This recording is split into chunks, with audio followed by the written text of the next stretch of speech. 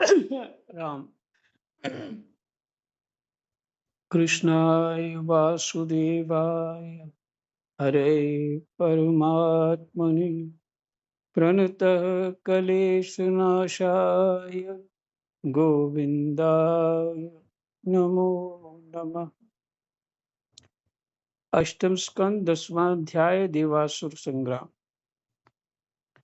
श्री सुखदेव जी कहते हैं, परीक्षित, यद्यपि दानवों और दैत्यों ने बड़ी सावधानी से समुद्र मंथन की चेष्टा की थी, फिर भी भगवान से विमुख होने के कारण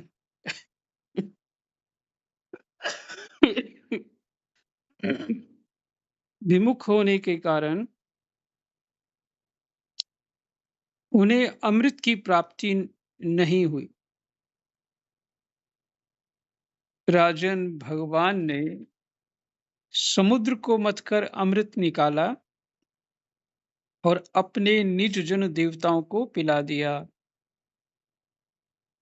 फिर सबके देखते देखते वे गरुड़ पर सवार हुए और वहां से चले गए।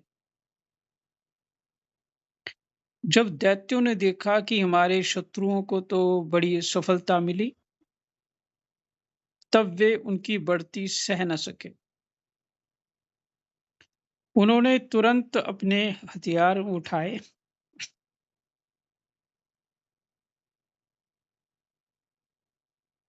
और देवताओं पर धावा बोल दिया।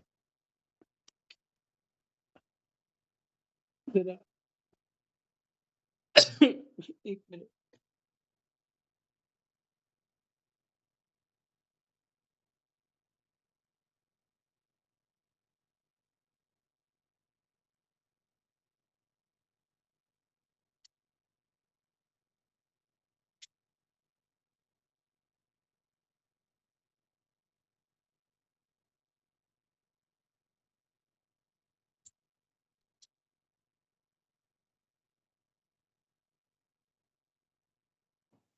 म्यूट हो गए महाराज जी। म्यूट नहीं हुआ। मैं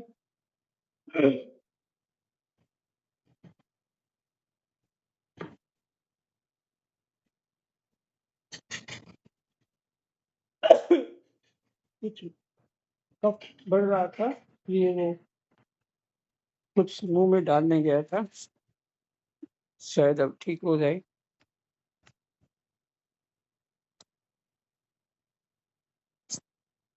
उन्होंने तुरंत अपने हथियार उठाए और देवताओं पर धावा बोल दिया। इधर देवताओं ने एक तो अमृत पीकर विशेष शक्ति प्राप्त कर ली थी, और दूसरे उन्होंने भगवान के चरण कमलों का आश्रय था ही, उन्हें आश्रय लिया था। बस वे भी अपने अस्त्र शस्त्रों से सुसज्जित दैत्यों से भिड़ गए।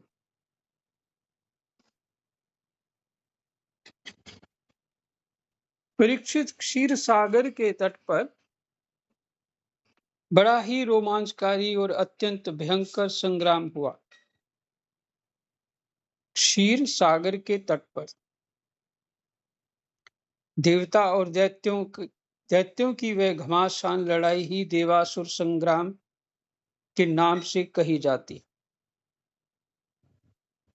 दोनों ही एक दूसरे के प्रबल शत्रु हो रहे थे।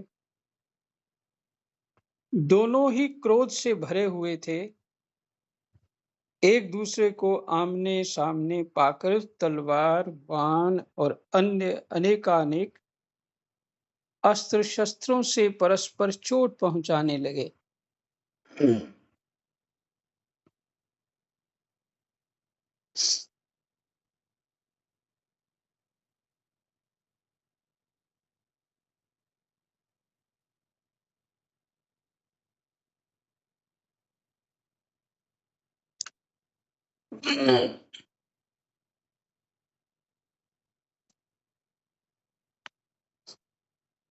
विचार है कि भगवान ने इतनी मेहनत करी, हमारी दृष्टि से भगवान ने मेहनत करी, गरुड़ लेके आए, कश्यप रूप धारण किया, फिर पर्वत को अपनी पीठ पे उठाया, समुद्र मंथन हो रहा था और देवताओं का साथ दिया। फिर सब नहीं कर पाए तो भगवान ने अकेले ही मंथन शुरू किया अपने दोनों हाथ से। तो कितना परिश्रम! गरुड़ ने पर्वत उठा के समुद्र में रखा। लगभग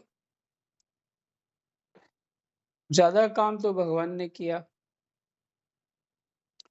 और फिर भी वो अपने दोनों पक्षों को संतुष्ट नहीं कर पा रहे थे, जैसे हम लोग घरों में नहीं कर पाते।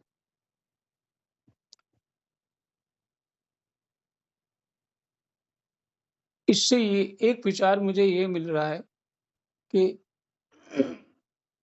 भगवान तो अगर देवताओं को ही जिताना था, तो असुरों की शक्ति क्षीण हो जाती या भगवान अमृत वैसे पिला देते। पर ऐसा भगवान ने किया क्यों नहीं? इतनी सारी मेहनत करी भगवान ने, मौनी रूप धारण किया, क्या-क्या लीला करी, पर भगवान ने ऐसा क्यों नहीं किया?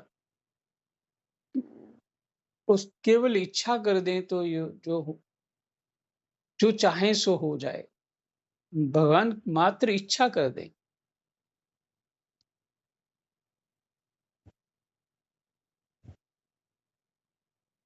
हुँ, तो इससे इससे ये लगता है कि जीव को सभी जीव जो हैं, अच्छे-बुरे वो भी तो भगवान की क्षमता से, ताकत से चल ही रहे हैं। अ, माने उनकी चेतनता से ही चेतन हैं और जीवों को जो अपना-अपना कर्म मिला है, उसको करना चाहिए। हुँ, भगवान यही चाहते हैं, सपोर्ट कर रहे हैं अपने-अपने कर्म करने के लिए तुम करो। तो यही तात्पर्य निकलता है इस बात का कि भगवान ने ऐसा क्यों किया?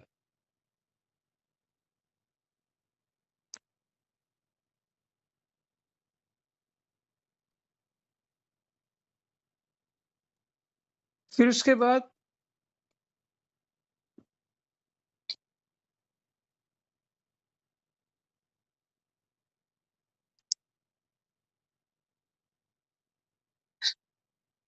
किसी सज्जन की बात याद आ गई। उसका बेटा किसी स्कूल में पढ़ता था, उसको सर्टिफ़िकेट लेने जाना था।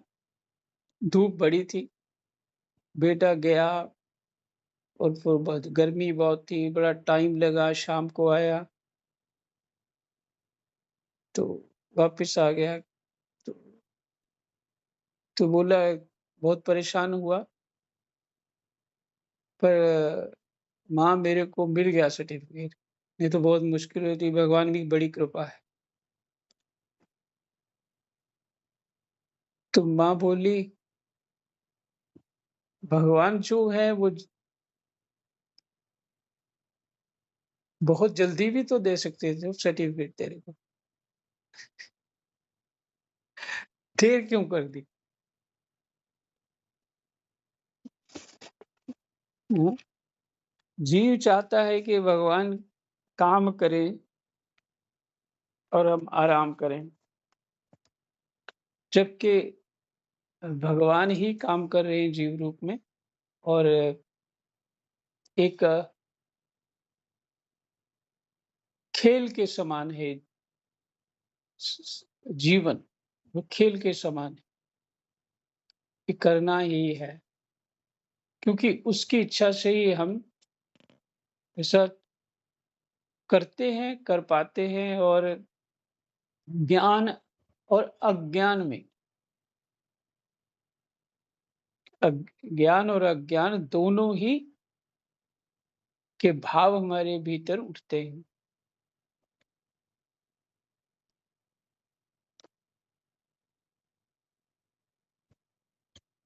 तो देवासुर संग्राम के नाम से कही जाती है ये लड़ाई। दोनों ही एक दूसरे के प्रबल शत्रु हो रहे थे। दोनों ही क्रोध से भरे हुए थे। एक दूसरे को आमने सामने पाकर तलवार, बाण और अन्य अनेकानेक अस्त्र शस्त्रों से परस्पर चोट पहुंचाने लगे। उस समय लड़ाई में शंख, तुरही, मृदंग, नगारे और डमरू बड़े जोर से बजने लगे। हाथियों की चिघाड़, घोड़ों की हिनहिनाहट, रथों की घरघराहट और पैदल सेना की चिल्लाहट से बड़ा कोलाहल मच गया। रणभूमि में रथियों के साथ रथी, पैदल के साथ पैदल, घुड़सवारों के साथ घुड़सवार एवं हाथी वालों के साथ हाथी वाले भिड़ गए। उनमें से कोई कोई वीर ऊंटों पर, हाथियों पर और गधों पर चढ़कर लड़ रहे थे, तो कोई कोई गौर मृग, भालू, भाग और सिंहों पर। कोई कोई सैनिक गिद्ध, कंक, बगुले, बाज और भास पक्षियों पर चढ़े हुए थे। तो बहुत से तिमिंगल, मच्छ, शरभ, भैंसे, गैंडे, बैल, नीलगाय और जंगली सांडों पर सवार थे।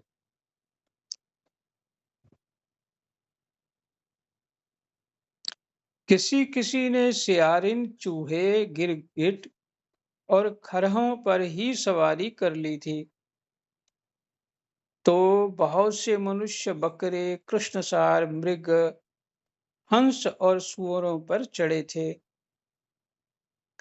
इस प्रकार जल, स्थल एवं आकाश में रहने वाले तथा देखने में भयंकर शरीर वाले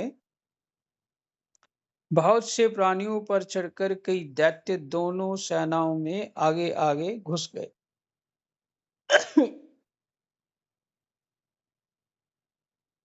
परीक्षित उस समय रंग बिरंगी पताकाओं, स्फटिक मणि के समान श्वेत निर्मल छत्रों, रत्नों से जड़े हुए दंड वाले बहुमूल्य पंखों, मोर पंखों, चवरों और वायु से उड़ते हुए दुपट्टों, पगड़ी, कलंगी, कवच, आभूषण तथा सूर्य की किरणों से अत्यंत चमकते हुए उज्जवल शस्त्रों एवं वीरों की पंक्तियों के कारण देवता और असुरों की सेनाएं ऐसी शोभायमान हो रही थी, मानो जल जंतुओं से भरे हुए दो महासागर लहरा रहे हों।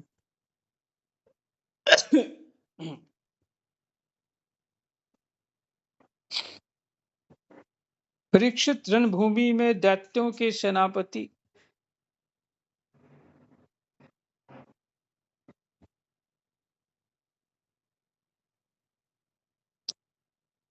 विरोचन पुत्र बलि मय दानव के बनाए हुए भैहायस नामक विमान पर सवार हुए।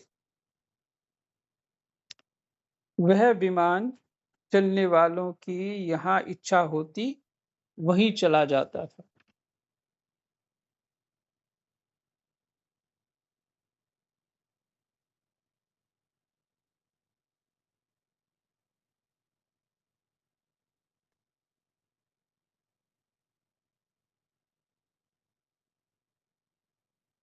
हम्म।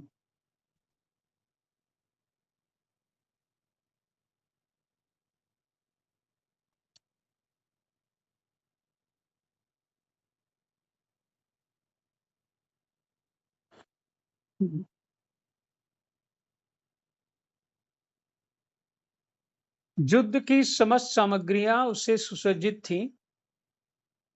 परीक्षित वह इतना आश्चर्य में था कि कभी दिखलाई पड़ता तो कभी अदृश्य हो जाता। वह इस समय कहाँ है, जब इस बात का अनुमान भी नहीं किया जाता था, तब बतलाया तो कैसे जा सकता था। उसी श्रेष्ठ विमान पर राजा बलि सवार थे। सभी बड़े बड़े सेनापति उनके चारों ओर से घेरे हुए थे। उन पर श्रेष्ठ चमर डुलाए जा रहे थे और छत्र तना हुआ था। उस समय बलि ऐसे जान पड़ते थे जैसे उदयाचल पर चंद्रमा। उनके चारों ओर अपने अपने विमानों पर सेना की छोटी छोटी टुकड़ियों के स्वामी नमूची टुकड़ियों के स्वामी के सेनापति नमूची शंबर बान विप्रचिति अयोमुख द्विमूर्धा कालनाभ प्रहेति हेति इलवल शकुनी भूत संताप वज्रधनुष्ट विरोचन हयग्रीव शंकुशिरा कपिल मेघदुंदुबी तारक चक्राक्ष शुंभ निशुंभ जंब उत्कल अरिष्टि अरिष्टनेमि त्रिपुराधिपतिमय पुलोम कालय और निवात कवच आदि स्थित थे। ये सबके सब समुद्र मंथन में सम्मिलित थे, परंतु इन्हें अमृत का भाग नहीं मिला। केवल कलेश ही हाथ लगा था। इन सब असुरों ने एक नहीं अनेक बार युद्ध में देवताओं को पराजित किया था। इसलिए वे बड़े उत्साह से सिंहनाद करते हुए अपने घोर स्वर वाले शंख बजाने लगे। इंद्र ने देखा कि हमारे शत्रुओं का मन बढ़ रहा है, वे मदोन्मत्त हो रहे हैं। तब उन्हें बड़ा क्रोध आया। वे अपने वाहन एरावत नामक दिग्गज पर सवार हुए। एरावत हाथी पर सवार हुए। उसके कपोलों से मद बह रहा था। इसलिए इंद्र की ऐसी शोभा हुई मानो भगवान सूर्य उदयाचल पर आरूढ़ हों और उससे अनेकों झरने बह रहे हों। इंद्र के चारों ओर अपने अपने वाहन ध्वजा और आयुधों से युक्त देवगण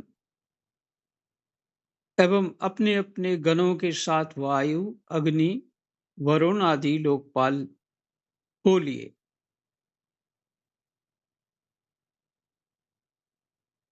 दोनों सेनाएं आमने सामने खड़ी हो गईं। दो दो की जोड़ियां बनाकर वे लोग भिड़ने लगे। कोई आगे बढ़ रहा था तो कोई नाम ले लेकर ललकार रहा था। कोई कोई मर्म भेदी वचनों के द्वारा अपने प्रतिद्वंदी को धिक्कार रहा था। बलि इंद्र से, स्वामी कार्तिक तारकासुर से, वरुण हेति से और मित्र प्रहेति से भिड़ गए। यमराज कालनाभ से, विश्वकर्मा मय से, शंबरासुर त्वष्टा से तथा सविता विरोचन से लड़ने लगे। नमूची अपराजित से, अश्विनी कुमार वृषपर्वा से तथा सूर्यदेव बलि के वाहन आदि 100 पुत्रों से युद्ध करने लगे। राहु के साथ चंद्रमा और पुलोमा के साथ वायु का युद्ध हुआ। भद्रकाली देवी निशुंभ और शुंभ पर झपट पड़ी। परीक्षित जम्बासुर से महादेव जी की, महिषासुर से अग्निदेव की और वातापी तथा इलविल के से ब्रह्मा के पुत्र मरीचि आदि की ठन गई। दुर्मर्ष की कामदेव से, उत्कल की मातृगणों से, शुक्राचार्य की बृहस्पति से और नरकासुर की शनैश्चर से लड़ाई होने लगी। निवात कवचों के साथ मरुदगण, कालेयों कालयों के साथ वसुगण, पलोमों के साथ विश्वे देवगण तथा क्रोध वशों के साथ रुद्रगण का संग्राम होने लगा।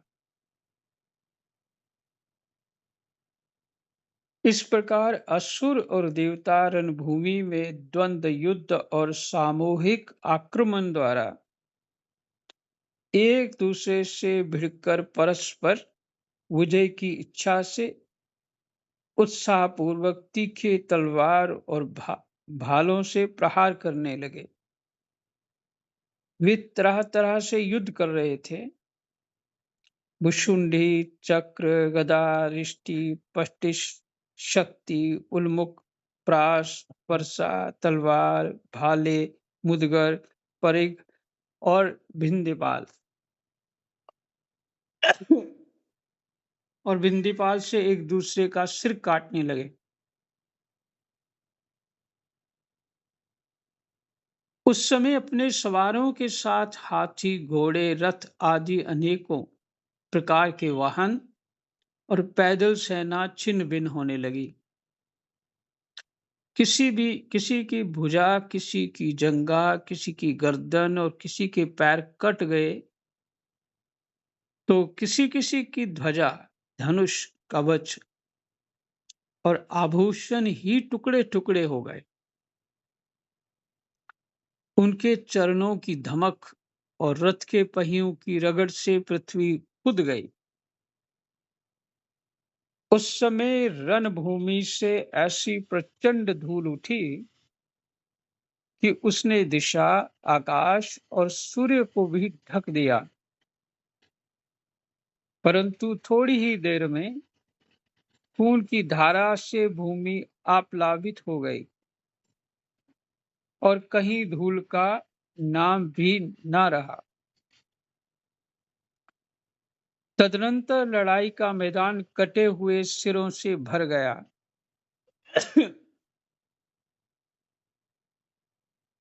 किसी के मुकुट और कुंडल गिर गए थे, तो किसी की आंखों से क्रोध की मुद्रा प्रकट हो रही थी।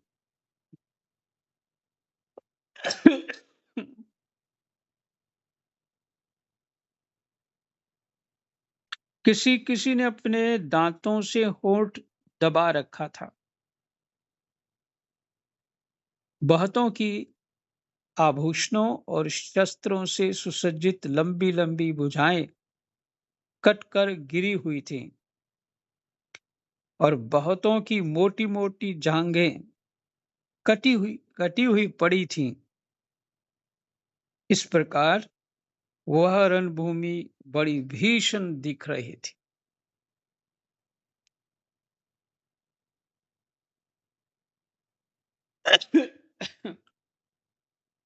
तब वहां बहुत से धड़ अपने कटकर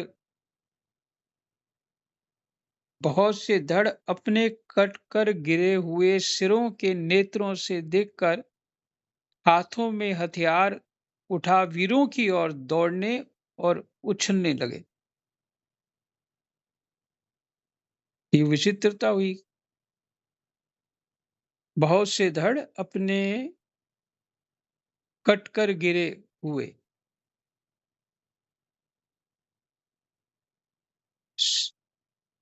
सिरों के नेत्रों से,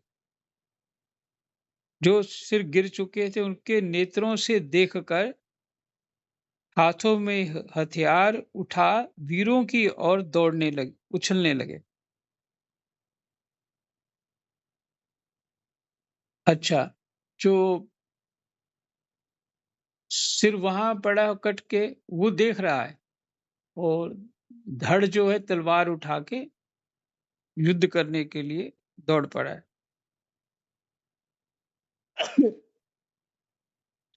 राजा बलि ने 10 वाहन इंद्र पर, 3 उनके वाहन एरावत पर, 4 एरावत के 4 चरण रक्षकों पर,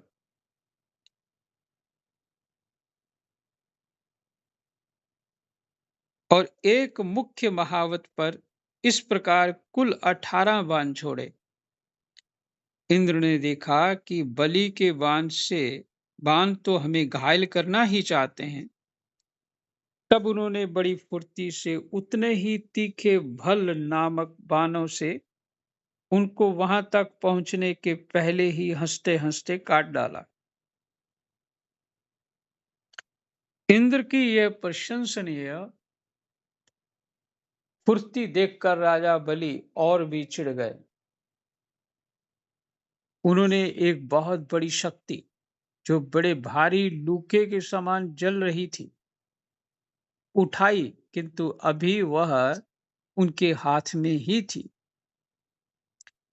छूटने नहीं पाई थी कि इंद्र ने उसे भी काट डाला। इसके बाद बलि ने एक के पीछे एक क्रमशः शूल, प्रास, तोमर और शक्ति उठाई, परंतु वे जो जो शस्त्र हाथ में उठाते, इंद्र उन्हें टुकड़े टुकड़े कर डालते। इस हस्त लाघव से इंद्र का ऐश्वर्य और भी चमक उठा।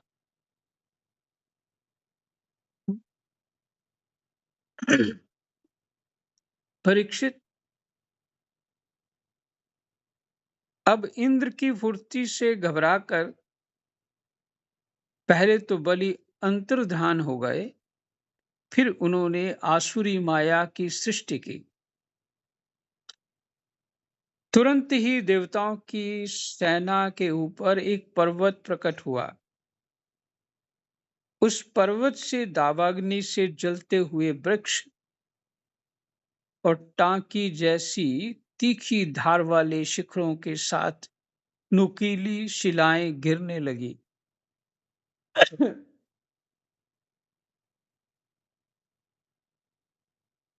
इसका अर्थ है कि बलि जो है अब युद्ध सामने से नहीं कर पा रहे, और छुप के जो है वार कर रहे हैं। इससे देवताओं की सेना चकनाचूर होने लगी। तत्पश्चात बड़े बड़े सांप, दंतशूक, बिच्छू और अन्य विषैले जीव उछल उछल कर काटने और डंक मारने लगे। सिंह, बाघ और सूअर देव सेना के बड़े बड़े हाथियों को फाड़ने लगे। परीक्षित हाथों में शूल लिए मारो काटो इस प्रकार चिल्लाती हुई सैकड़ों नंग धड़ंग राक्षसियां और राक्षस भी वहां प्रकट हो गए। कुछ ही क्षण बाद आकाश में बादलों की घनघोर घटाएं मंडराने लगी। उनके आपस में टकराने से बड़ी गहरी और कठोर गर्जना होने लगी।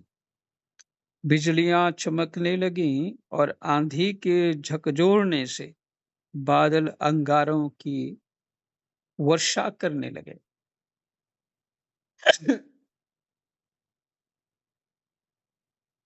दैत्यराज बलि ने प्रलय की अग्नि के समान बड़ी भयानक आग की सृष्टि की। वह बात की बात में वायु की सहायता से देव सेनाओं को जलाने लगी। थोड़ी ही देर में ऐसा जान पड़ा कि प्रबल आंधी की थपेड़ों से समुद्र में बड़ी बड़ी लहरें और भयानक भंवर उठ रहे हैं, और वह अपनी मर्यादा छोड़कर चारों ओर से देव सेना को घेरता हुआ उमड़ा आ रहा है। समुद्र बड़ी-बड़ी लहरों और भयानक भंवर उठ रहे हैं।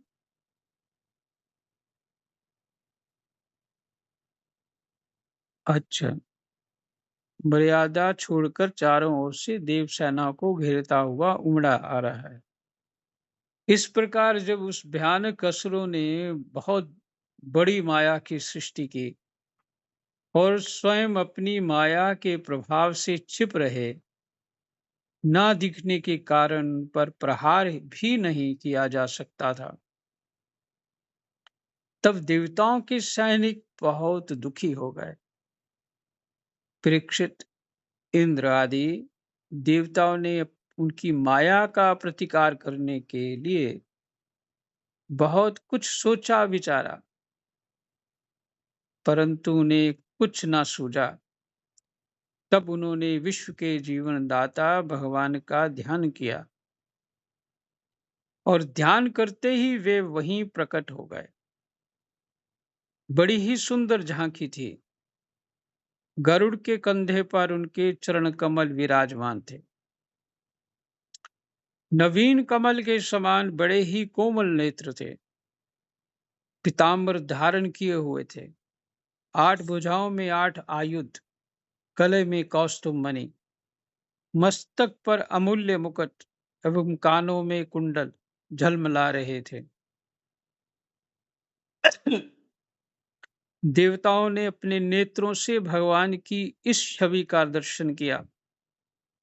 परम पुरुष परमात्मा के प्रकट होते ही उनके प्रभाव से असुरों की वह कपट भरी माया विलीन हो गई। ठीक वैसे ही जैसे जग जाने पर स्वप्न की वस्तुओं का पता नहीं चलता। ठीक ही है। भगवान की स्मृति समस्त विपत्तियों से मुक्त कर देती है। जय जय सीताराम। राधे श्याम। 55 तक हो गया, यहीं विश्राम करते हैं। कृष्णाय वासुदेवाय हरे परमात्मने प्रणत क्लेशनाशाय गोविंदाय नमः।